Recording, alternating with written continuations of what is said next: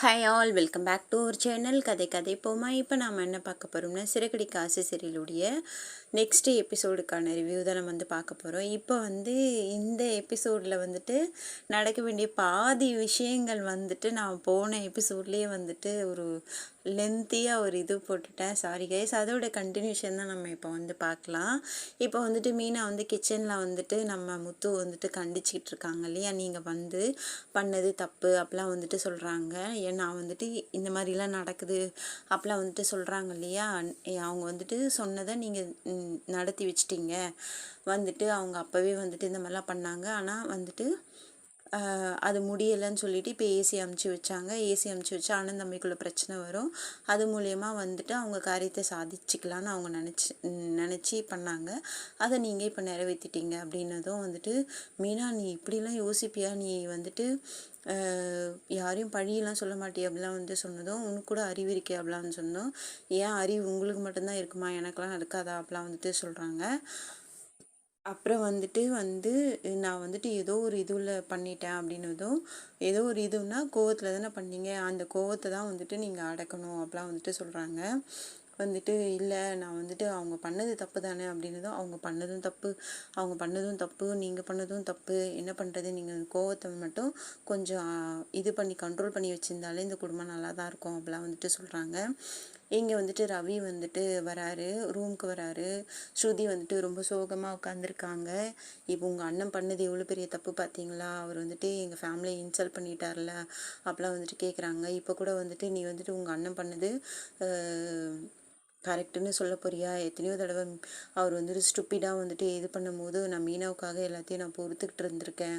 இப்போ அவர் இப்படி இந்த மாதிரி பண்ணியிருக்காரு அப்படின்னதும் ரவி என்ன சொல்கிறாருன்னா, இல்லை, அவன் பண்ணது சரின்னு நான் சொல்லவே மாட்டேன், அவன் பண்ணது தப்பு தான் அப்படின்னதும், நீயே சொல்கிற அப்படின்னதும், ஆமாம், நான் தான் சொல்கிறேன், அவன் பண்ணது தப்பு தான், அவனாக முடிவெடுத்து அந்த ஏசியை திருப்பி அனுப்பிச்சது தப்பு தான் அப்படிலாம் சொல்கிறாரு.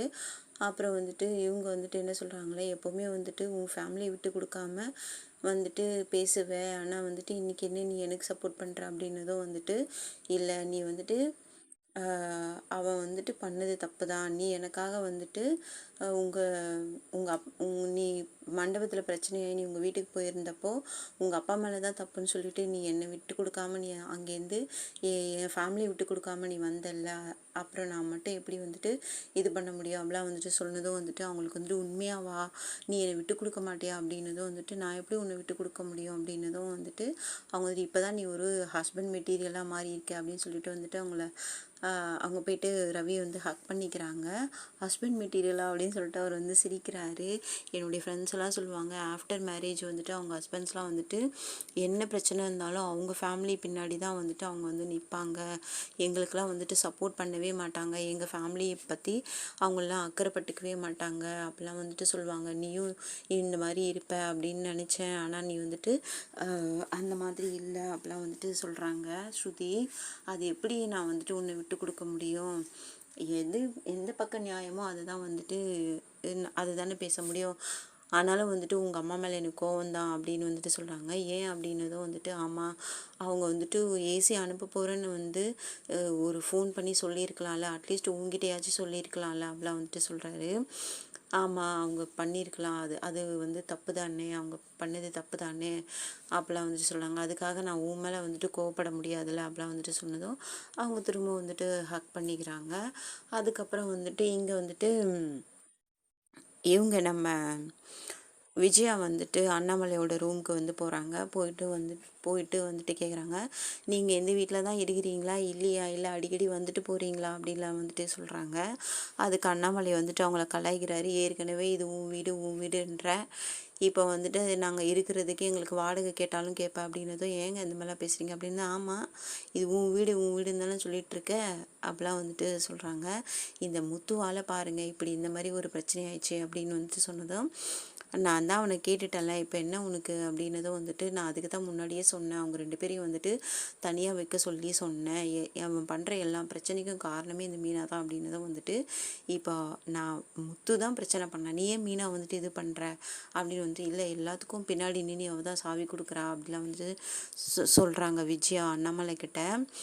இது வந்துட்டு அது வந்துட்டு நீ அந்த மாதிரிலாம் பேசாத, அவன் தான் பண்ணான், நான் அவனை கண்டிச்சிட்டேன்ல அப்படின்னு வந்துட்டு சொல்கிறாரு. ஆனால் வந்துட்டு அவங்க என்ன சொல்கிறாங்க, இப்போ வந்துட்டு நீங்கள் வந்துட்டு இதுக்கு ஒரு முடிவு எடுத்தே ஆகணுன்னதோ, என்ன முடிவுனதோ, என் மருமக வந்துட்டு தாலி இல்லாமல் இருக்கிறா, தாலி கயிறோடு இருக்கிறா, தங்கம் இல்லாமல் இருக்கிறா அப்படிலாம் வந்துட்டு சொல்கிறாங்க. இது வந்து நம்ம குடும்பத்துக்கு வந்துட்டு ஒரு கௌரவ குறைச்சல் தானே அப்படிலாம் வந்துட்டு சொல்கிறாங்க. அதுக்கு வந்துட்டு அண்ணாமலை என்ன சொல்கிறாருன்னா வந்துட்டு, ஏன் இவ்வளோ நாள் வந்துட்டு மீனா வந்துட்டு வெறும் தாலி கயிறோடு இருக்காளே, அது வந்து உன் குடும்ப கௌரவ குறைச்சலா இல்லையா அப்படின்னதும் வந்துட்டு அவங்க அப்படியே முழிக்கிறாங்க. இதுக்கப்புறம் என்ன நடக்குதுன்னு அடுத்த எபிசோடில் பார்க்கலாம்.